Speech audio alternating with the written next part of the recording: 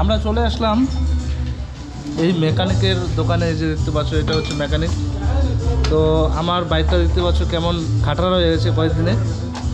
তো এই বাইকটা এখন আমরা সার্ভিস করতে এসেছি। দেখতে পাচ্ছ কতটা নোংরা হয়ে গেছে এই জায়গায়। আর সম্পূর্ণ পার্টস যতটা রয়েছে সব পার্টস এগুলা খুলে আবার অ্যাসেম্বল করবো।